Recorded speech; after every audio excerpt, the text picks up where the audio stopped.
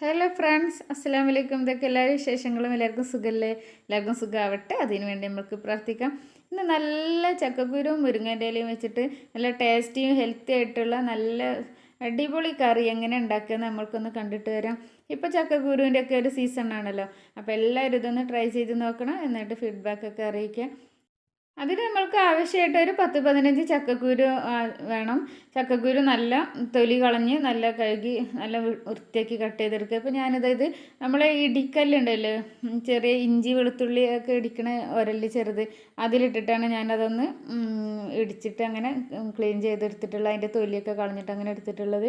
പിന്നെ അതിലേക്ക് ആവശ്യമായിട്ട് കുറച്ച് മുരിങ്ങൻ്റെ ഇല കൂടുതലൊന്നും വേണ്ട, കുറച്ച് മതി.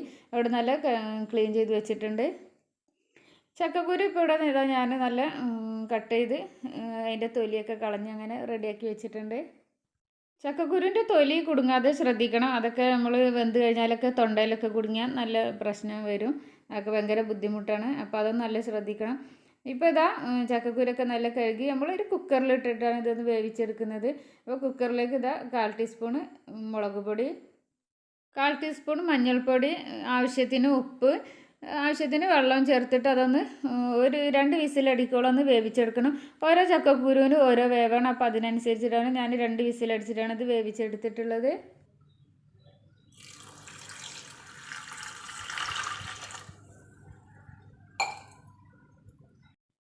കുക്കർ സ്റ്റൗവിൽ വെച്ച് നമ്മൾ ചക്കക്കുരു ഒന്ന് വേവിച്ചെടുക്കാം. അപ്പോഴേക്ക് നമുക്ക് ഇതിലേക്ക് അരപ്പൊന്ന് റെഡിയാക്കി എടുക്കാനുണ്ട്. നമുക്ക് അരപ്പൊന്ന് റെഡിയാക്കി എടുക്കാം. അരപ്പിലേക്ക് ആവശ്യമായിട്ട് നമ്മൾക്ക് ഒരു മിക്സിൻ്റെ ജാറിലേക്ക് 1 കപ്പ് തേങ്ങ, 2 പച്ചമുളക്, 1/4 ടീസ്പൂൺ മഞ്ഞൾപ്പൊടി, ഒരു 1/4 ടീസ്പൂൺ ജീരകം, ചെറിയ ജീരകമാണ് എടുക്കേണ്ടത്. ആവശ്യത്തിന് വെള്ളം ചേർത്തിട്ട് നന്നായി ഒന്ന് നല്ല പേസ്റ്റ് രൂപത്തിലൊന്ന് അരച്ചെടുക്കാം. 3-4 ചെറിയ ഉള്ളി കൂടി ചേർത്ത് കൊടുക്കുക. വീഡിയോയിൽ പെട്ടിട്ടില്ല അത്. ചക്കക്കുരു നല്ലപോലെ വെന്ത് കിട്ടിയിട്ടുണ്ട്. കുക്കറിലെ പ്രഷറൊക്കെ പോയതിന് ശേഷം നമ്മൾ തുറന്ന് നോക്കിയപ്പോൾ ചക്കക്കുരു നല്ല വെന്തിട്ടുണ്ട്. അതൊന്ന് നമ്മൾ നല്ലപോലെ ഒന്ന് ഉടച്ചെടുക്കണം. നല്ല കൂടുതൽ ഉടക്കേണ്ട, ചക്കക്കുരു ഇടയ്ക്കൊന്ന് ഈ കറിയിലൊന്ന് കടിക്കാനും കിട്ടണം, അപ്പോഴാണ് അതിൻ്റെ ഒരു ടേസ്റ്റ് ഉള്ളൂ. അപ്പോൾ ഒരു പകുതി ഒന്ന് നല്ലൊന്ന് ഉടച്ചെടുക്കുക, പകുതി ഉടക്കാതെ അങ്ങനെ ഇടുക. ഇനി നമ്മളൊരു മൺചട്ടിയിലാണ് ഇത് ഉണ്ടാക്കുന്നത്. അപ്പം മൺചട്ടി ഒന്ന് സ്റ്റൗവിലേക്ക് വെച്ച് കൊടുത്തിട്ടുണ്ട്. ഇങ്ങനെയുള്ള നാടൻ കറികളൊക്കെ മൺചട്ടിയിൽ ഉണ്ടാക്കുന്നതാണ് നല്ലത്. വെളിച്ചെണ്ണ ചൂടായി വന്നിട്ടുണ്ട്. ഇനി നമ്മൾക്ക് ഇതിലേക്ക് ടീസ്പൂൺ കടുകിട്ട് പൊട്ടിച്ചെടുക്കാം.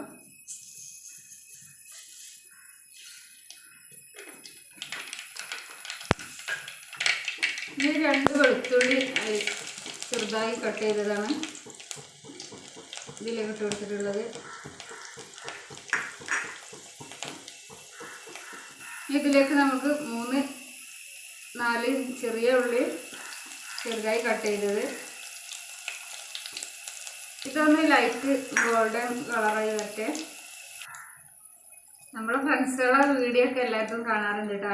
ഈ ഒരു ടൈമിൽ നിങ്ങൾക്ക് ഈ വീഡിയോ ഇഷ്ടമാണെങ്കിൽ ഒന്ന് ലൈക്ക് ചെയ്യണേ. ലൈക്ക് ചെയ്യാത്തവരൊക്കെ ഉണ്ടെങ്കിൽ ഒന്ന് ലൈക്ക് ചെയ്യണം, ഒന്ന് സപ്പോർട്ട് ചെയ്യണം. സബ്സ്ക്രൈബ് ചെയ്യാതെ കാണുന്ന കൂട്ടുകാർ ആരെങ്കിലും ഉണ്ടെങ്കിൽ സബ്സ്ക്രൈബ് ചെയ്ത് സപ്പോർട്ട് ചെയ്യണം.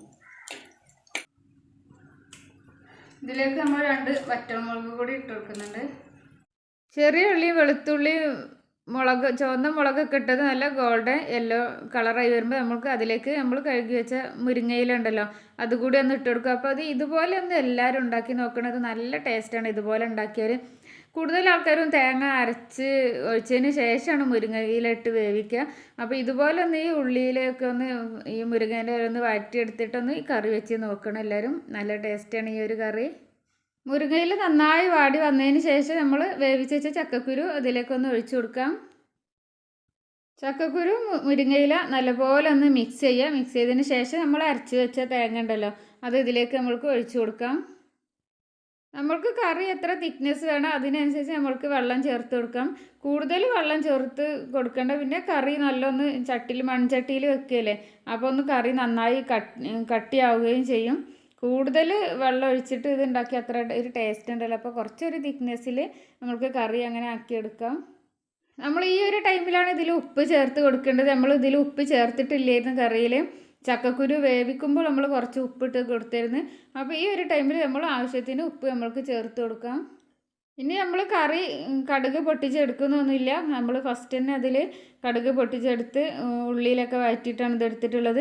ഇപ്പോൾ അതാ ഇത് നന്നായി തിള വരാൻ പാടില്ല. ഒന്നിങ്ങനെ തിള ചെറുതായിട്ട് വരുമ്പോൾ തന്നെ ഓഫാക്കണം. നല്ല തിള വന്നാൽ പിന്നെ ആ കറീൻ്റെ ടേസ്റ്റ് തന്നെ മാറിപ്പോവും. അപ്പോൾ നമ്മൾ നല്ല ടേസ്റ്റി ഹെൽത്തി ആയ ചക്കക്കുരു മുരിങ്ങയില കറി ഇവിടെ നല്ല റെഡി ആയി വന്നിട്ടുണ്ട്. അപ്പോൾ എല്ലാവരും ഇതൊന്ന് ട്രൈ ചെയ്ത് നോക്കേണ്ടത്. ഞാനൊരു 15 മിനിറ്റിന് ശേഷം ഒന്ന് തുറന്ന് നോക്കിയതാണ്. അപ്പോൾ കറി നല്ല തിക്നെസ്സിൽ കിട്ടിയിട്ടുണ്ട്. അപ്പോൾ ഇന്നത്തെ വീഡിയോ ഇത്രയൊക്കെ ഉള്ളൂ. ഇൻഷാ അല്ലാഹ് അടുത്ത നല്ലൊരു വീഡിയോ ആയിട്ട് വരാം. ഒരിക്കലും എല്ലാവർക്കും അസ്സലാമു അലൈക്കും. Thanks for watching. ബൈ.